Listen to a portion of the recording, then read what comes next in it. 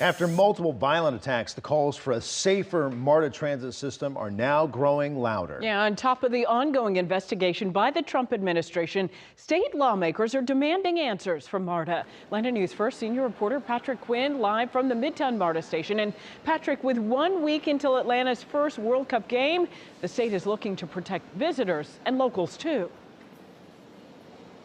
7 days until the World Cup starts here in Atlanta, and at almost every MARTA station that I've been to, there's plenty of World Cup polish. You see the banner here hanging over the Midtown station. There was a shooting here just Friday night, and state officials, they're now looking past the World Cup polish. They're more focused on MARTA's safety posture.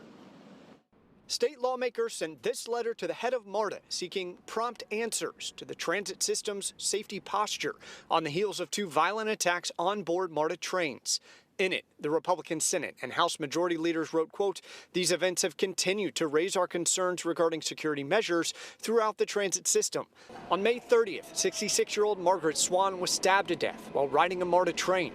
MARTA police arrested 25-year-old John Elijah Matthews immediately after. And on Friday night, a man was shot while riding a train through Midtown. Officials on Sunday arrested the suspect in that shooting, Anthony Tyrone Gresham, now being held at the Douglas County Jail." I'm like, God, I can't die here.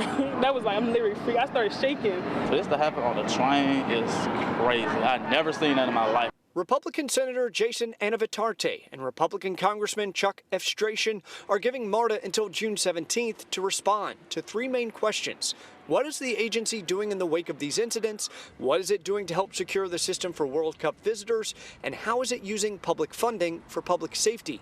But the questions did not stop there. What concerns does APD have about these events? Atlanta leaders took their safety concerns of MARTA to the Atlanta Police Chief, Darren Shearbaum, who said he still has confidence in MARTA and MARTA's Police Chief, Scott Creer, while carefully addressing the federal investigation into the transit system. Right now, our partnerships are strong with them, and those reviews will determine if there's any concerns or recommendations. So what does MARTA say about the federal and now state and local calls for a safer system? When asked specifically about the new state letter and the federal audit, a MARTA spokesperson said, quote, "We're in receipt of the letter and will provide responses to it and the federal investigation by the stated deadlines."